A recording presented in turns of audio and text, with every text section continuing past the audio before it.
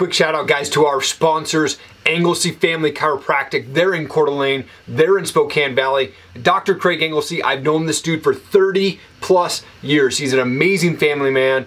Awesome chiropractor, will get you feeling great. Go check him out. Hey, I also want to give a shout out to the Threads podcast, Life Unfiltered. Look, listening to this show is like sitting around a campfire with your best friends. The talk is real, the humor is natural, and personal growth is sparked by authenticity. Go check them out. Threads podcast, Life Unfiltered. Dr. Benjamin Hardy, you're an organizational psychologist, speaker, best-selling author of Willpower Doesn't Work, and your brand new book, Personality Isn't Permanent. Thank you again for your time, man. I appreciate it. Happy to be here with you. I want to go back a little bit because I always love to start from the beginning there. What was childhood like for you, and what did you inspire to be when you were a kid? So I have no clue, actually, to be honest with you, what I remember, what I wanted to be when I was a kid. I did spend an enormous amount of time snowboarding, and so I think a part of me wanted to be a snowboarder, but I have no clue what I wanted to be. That's awesome. And I noticed reading through your bio, a lot of my friends, they have adopted children, and you've gone through that adoption process, and you have your 3 oldest kids are adopted, and then your wife became pregnant with twins, so you went from 0 kids to 5 at the end of 2018 there. That's awesome. What a blessing. But how's things going with that, and what was that like going from 0 to 5 so fast? It was crazy. I mean, we had the older 3, the foster kids. We did have them for 3 years, but we had no clue we were going to be able to adopt them. There was a lot of, like, our caseworker did not like us. Oh, wow. And yeah, because we were seeking to adopt the kids, and like the caseworker really wanted to like control the situation. And so she did a few illegal things trying to take the kids out of our house and was not able to do that. But ultimately there was like a really amazing attorney. His name's Dale Dove, because we were in South Carolina. And he just really wanted to help kids. He wanted to help the foster system like have just good opportunities for parents to adopt kids, rather than like just the kids did not have good opportunities. So he ended up changing the laws. You know, he took several cases up to the state level, changed the laws, and so we unexpectedly were able to adopt the kids. So it was totally amazing.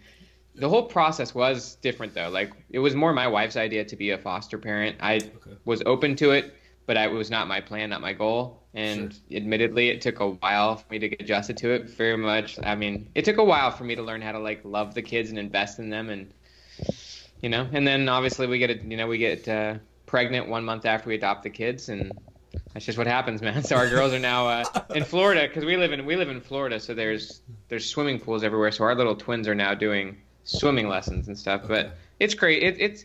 It's crazy. It's, you know, they're now all homeschooled given the situation, coronavirus, and we're just kind of hanging out, man. Do you have kids? I do. Yeah, my kids are 10 and 6, and yeah, it's been fun. It's definitely an interesting transition with this coronavirus thing going on. And my wife, the super trooper, happened to become basically substitute teacher for 2 kids in 2 different grades at the same time. You know. Yeah, that's like my wife too. It's crazy. My kids are like, the older ones are 12, 10, and 8. So similar ages. Yeah. Wow.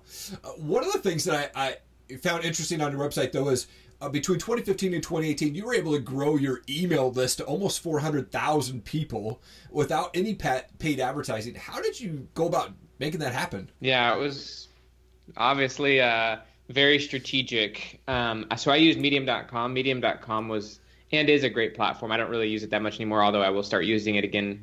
I'm going to be blogging again soon, but it's not the same platform it used to be. Okay. So I was very clear around 2015 that I wanted to become a professional author. Like, that was like my future self that I was envisioning. And so I kind of just educated myself on like how to actually go about doing that. And I decided that I needed to get a 6-figure book deal from one of the big 5. Like, that was my goal. And so it's nice to have a goal that you can then reverse engineer. And I asked a lot of people questions, bloggers, agents, like, how do you actually get a 6-figure book deal? Because I just wanted to make a decent living as an author. Yeah. And the advice that I overwhelmingly got was, in order to do something like that, you would need at least 100,000 email subscribers. And so I was like, okay, well, how do you do that? And then basically it just came to the idea of blogging and learning how to do it virally. So like I took an online course from John Morrow, who's done a lot of good online courses teaching people how to like pitch their articles onto like places like Huffington Post and stuff like that. And he teaches you how to write viral headlines and stuff. So I took that course, started writing on Medium, and just like was studying it. I was just studying virality. I was studying like articles that were getting tons of views. I learned how to like one big thing that happened probably a couple months after I started blogging, my first really viral article occurred, which was crazy. You know, like tens of millions of views. Wow. And yeah, it was pretty wild. But what happened was I was sending people to my website, and I was giving away a free ebook because I learned that you should give something away for free and try to get emails. But I was sending people to my website, and that's a really dumb idea because on your website, you've got too many things on there. You've got too many options. There's too many distractions.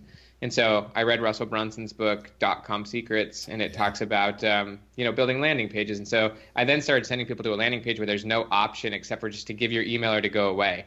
And so that was a big shift because I went from about getting like a couple hundred emails a month to a couple thousand just by not sending people to my website. And then I changed my giveaway to a free like short checklist rather than an ebook, like something really just short and useful. And then I was getting 20,000 emails a month for about 2 years.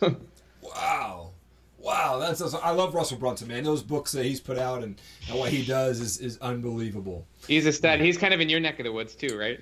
Yeah, so he's down in southern Idaho, about 8 hours, about 8 hours from me. So he's in Boise area. I used to live down in that area, but never ran into him, unfortunately. But I was like that weird stalker guy. I was like, oh, where's maybe I'll run into Russell, but never actually did. So, but you've written 2 books. You've got, like I said, Willpower Doesn't Work, and then the brand new one called Personality Isn't Permanent, which provides science-based strategies for reframing past memories, upgrading your subconscious, and tons more. But what's this book about, and why did you decide to write this? There's a few reasons why I wrote this book. When I got my PhD, I was really surprised. So personality is probably the core subject in psychology. There's a million different theories on it, kind of a loose and hard to understand concept. And one of the things that I learned in my PhD program, one of the big things you do as an organizational psychologist, it's called psychometrics. You develop tests to study things. And all of my professors told me over and over that most tests that are developed out there are garbage. Things like, Myers-Briggs and things like that. Like most of the mainstream personality tests are just non-scientific. They're non-valid, non-consistent. Non-valid meaning they're not actually studying what they say they're studying. Okay. Non-consistent meaning you're going to get different scores in different situations. Like, in one situation you get a totally different score, and what the research shows, the longer the distance of time between tests, the less correlated they will be. That was one of the things. That was not the reason I wrote the book, but it's really interesting, and I explain very in depth, like, why taking these tests seriously will very much limit your psychology and limit your goals. I also read the book The Body Keeps the Score. I don't know if you've read that one. Yeah, it's a brilliant book, and that's like the most definitive book on trauma these days. Okay. And one of the things that the author says, his name's Bessel van der Kolk, he talked about how trauma creates a frozen personality. Essentially, it traps you in the past, keeps you stuck, kind of rigid in your emotions, dogmatic in your thinking, very non-flexible. And flexibility, trauma also shatters and destroys confidence and imagination, which, are key for learning. Yeah. So your personality is never really to stop developing, although I think a lot of us are more consistent in our personality than we could or should be. And the reasons for that are not because our personality is innate and not that it's fixed or unchangeable. It's because we either have, unresolved trauma, we're still staying in the same roles and environments for too long, we're still telling the same story about ourselves. And so there's reasons why people get stuck, and it's not that they have an innate personality. It's that their personality has been trained and it's stuck. Wow. And how do people get unstuck? I mean, obviously, you kind of mentioned the impact of trauma on personalities and stuff like that, but how do people get through that and, kind of get on the right path of getting through that trauma? Yeah, there's a really good quote from Peter Levine. He's a trauma expert. He says that trauma isn't what happens to you, it's what you hold inside in the absence of an empathetic witness. Okay. So one of the things you need to do is address it. You need to actually, one of the core aspects of trauma is that it's avoided. It's isolated, it's not dealt with. And so, journaling is an enormously powerful technique. It's really important to realize also that memory is fluid. Memory is not a filing cabinet. Every time you pull up a memory, you actually change it. And okay. So your memory and your narrative and your view of the past is very subjective. Stephen Covey once had this idea, and he said it correctly, that we don't see the world as it is, but as we are. The same is true of your past. You don't see the past as it is, you see the past as you are. And so you see the past very much from a narrow perspective. And that perspective can and does change. And I'm sure that you've had experiences where you've learned something and then it made you pause and reflect maybe on something differently that you once saw. You probably changed your perspective on things, right? Right, yeah. Totally. And so that's really that's a crucial thing to changing trauma is you've got to change your perspective on it, because how you're seeing it right now is probably from the perspective of when the event occurred. And right. There's nothing wrong with that. There's no judgment of that. So in psychology, we talk about how there's 2 types of emotions. There's your primary emotion or your initial reaction, and then there's secondary emotions, which is how you feel about your initial reaction or like what you do about it. You can essentially choose. You can't really, I mean, you can get better, I guess, at choosing your initial reaction, but sometimes we just react in various ways, but it's like what you do with the next step, which is like the reframing aspect. And so you can go back, obviously journal about, think about, and even talk about. That's why the empathetic witnessing is important. The more you expose yourself to something, the more you neutralize the emotions of it. They call that exposure therapy. And so the past is actually best if it's information, not emotion. I mean, it could be positive emotions, but if it's negative emotions and you're not dealing with it and if you're avoiding it, then your personality is literally a coping mechanism. But if your past is information, then you can use it to make better decisions. And sometimes that takes actually getting more information. Like as an example, I grew up in a pretty traumatic situation. Like my parents got divorced, my father became a heavy drug addict, and it was just very unstable for several years. And for a long, like when things like this happen, you form stories in your mind as to why things are the way they are, and your stories very much shape your identity. It's actually how you shape your identity and your worldview is through stories, which are generally out of reactions to events, unless you reframe the meaning of those events so that you can make a better perspective of this story. So for a long time, I was, very much struggling.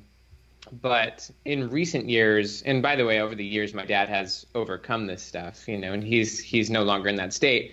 Yeah. But in better understanding my own past, I've asked my father, what was your perspective on these events? Like, what led you to this? Like, what happened? And I was very surprised to hear his perspectives, and I had an enormous sense of empathy and perspective, and it allowed me to not feel as negative about it, and even to recognize a lot of the positives about these things. And you talked about goals a little bit. Why are goals so fundamental to identity?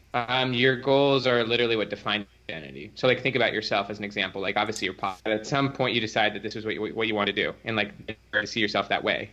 Before you were podcasting, you maybe had a goal. 5 years ago, you had different goals, right? Yeah. Yeah. And so people are just unaware, often not clearly intentional about their goals. But we all have, every behavior is goal focused. Every behavior is goal oriented. Like even going to the gas station to fill up your car actually is a goal driven behavior. Every behavior is driven by a goal. And so the question then becomes well, what are you actually going for in your life? Because if you're not sure, then you don't really know who you are. It's impossible to live intentionally without actually deciding what you want and what you stand for. Right. So in psychology, there's a lot of good research on personality and identity talking about how it's really good for decision making to distinguish your current, your former, and your future self. They're all three different people. You're not the same person you were 5 years ago. You're in a different situation, a different context. You have a different view of the world, different priorities. And you're not going to be the same person in the future. They're a different person. And it's good for decision making to realize that your future self is going to see things quite differently. Yeah. And so in order to actually have an identity, one that you've consciously really thought about and chosen, you have to think about who your future self is. You have to think who do I aspire to be? What do I stand for? What do I want? If you don't define any of that, then you actually have no clue who you currently are. Because if you don't know what you want, then you have no clue who you even are, where or what to do. Right. And so in order to live intentionally and deliberately, and if you've heard of the concept of deliberate practice, have you heard of that concept? I don't know if I have actually. You've probably heard the 10,000 hour rule, right, by Malcolm Gladwell? Yeah. So it comes from the same idea, but essentially as an example, if you go to the gym every single day and just do the same workout for years and have no goal, you're just essentially just going to the gym. That's not necessarily a bad thing, but it's not going to lead to anything specific. Right. But if you have something a specific vision in mind of who you want to be, then you can. That's literally what's required to engage in deliberate practice. And deliberate practice is the type of training and education that leads to decided change. Gotcha. And so, it's just important to realize that what you're aspiring towards is literally the thing shaping your identity. If it's to be a good father, or if it's to be successful, or if it's not, if it's to fit in with your friends, you got to figure out what am I actually going for, because that's how I'm seeing myself. Right. Yeah. So a lot of people talk about morning routines, and for me, I'm an early riser. I get up at 4 a.m. 6 days a week. And is there a morning routine that you have, and what's your morning routine actually look like? Yeah, I definitely do. I'm a huge believer in morning routines as well. I actually think that morning routines are crucial for living intentionally on a daily basis. Yeah. Yeah. Like if you're gonna like actually like, because they say that, you know, subconscious makes up about 95% of your behavior. And so like 95% of us is, you know, living on autopilot, and it's very much triggered by your environment, you know? And so it's like, if you want to spend more and more of your time living intentionally, you have to actually be working towards something specific, you know? Being intentional means you're working towards something, you're going in a direction towards a goal, or towards an objective. And so I think it's essential first thing in the morning to like get yourself in the state of your future self and think, what do I need to do today to move myself in the direction of who I want to become, so that you can spend most of your time living consciously and most of your time living intentionally. So I mean, so for me, what I do in order to accomplish that is, I mean, I usually wake up around 5 myself. Like today, I actually woke up at 4. Okay. I just woke up before my alarm, and I've done that a lot lately. But I like to do creative stuff in the morning, like before my brain gets bogged down by all of the information of the day. So like I'll usually leave my house. You know, back when gyms were open, I would go to the gym, and I would and before before I would go in, I would always journal. And I'd still journal. Now I just drive to my office. I have a separate house, like 15 minutes away from my primary residence, I guess you could say. So I'll just drive here, journal. I like journaling in my car because there's just no distractions in the car. And I usually just journal about what's going on, what I'm focused on, what I want to focus on, what I want to accomplish today. And usually try to get myself into a really good mindset, just like, and then I'll usually either exercise or just like start working. Like for me, that's usually writing. Like I'm in the middle of writing a book right now. Back when I was blogging, I would always like, I mean, most of my blog posts were probably published before 8 a.m. You know, like I would just write like a couple hours between like 6 and 8, and then I would just move on with the next thing. So I think getting creative accomplishments done in the morning really builds confidence and gets you moving forward. And then, I mean, that's kind of the main things. It's just kind of exercise, focusing on my goals, journaling, making, you know, actual progress towards what I'm trying to accomplish. My wife, you know, given the 5 kids, my wife is usually, we've kind of really kind of clarified roles and like really try to support each other. And so she'll handle the kids in the morning. I usually work until like 2 or 3, pick up the kids from school, and then just home for the rest of the day and totally focus on the family. But I love mornings, and so she's totally supported me on that behalf. That's awesome. I love, my wife as well, and we kind of do that same thing. As she takes care of them in the mornings, and I take care of them in the evening, and it works out great for us too. It's a good combo. Yeah. I want to do a shift to a few fun questions for you. I've got these pod decks. They're just random fun questions for us podcasters. We'll pull one out and maybe see if hopefully it's a winner, not a flop. We'll see. What's something weird that you would recommend everyone try at least once? Wow. I don't know. I mean, it's not that weird, but I definitely recommend skydiving. It was enjoyable. That is crazy. So how many times have you done that? No. I just did it once in Hawaii, but I mean, I think it's actually a great experience. Yeah. Okay. It's weird. I'm afraid of heights, but if there's water underneath me, I don't have fear. So bridge jumping, cliff jumping, no problem. If there's no water underneath me, that's where I kind of get freaked out. So you freak out with land down below? Right, yeah. So if I'm on a ledge and looking over, I'm like, oh, no, I got to scoot back. But if there's water, I'm like, yeah, cool. 100-foot jump, no problem. Let's do it. You know, like, it's very weird. So you do 100-foot drops? My biggest jump is about a 60 right now. That's pretty big. Yeah. How long ago was that? I did that about 6 years ago was the last time I did a big jump. Most jumps up where I'm at, about 15 to 20 foot is typically average. Yeah. Yeah. Nice, and I got my 10-year-old to jump off her first cliff 2 summers ago when she was just 8 years old. And the cliff was like 8 feet high, but for her, it was a huge jump. And so it was really cool. She takes after me in that sense that she has no fear, just wants to jump off. That's awesome. For sure. Now, you said you were writing a book right now. What book are you reading right now? I'm reading a book called The Powers of Two. I've read it before. It's just such a good book on creativity. So it's very incredible book. Highly recommended. Very nice. I'm a music guy, so I'd love to ask this question, but what's a favorite type of music, or do you have a favorite band that you like to listen to? I listen to so much music. I listen to a lot of, like ambient, a lot of classical, but I also listen to a lot of like sometimes house and stuff. Like, I don't know if as far as like indie or house, I don't know if you've ever heard of like the Radio Department. No, I haven't heard that one yet. Yeah, they're pretty good. But Okay. I mostly listen to like ambient stuff while I'm just writing. But I do listen to pop. You know, I listen to a lot of stuff when I'm like running and stuff. What about you? What do you like, man?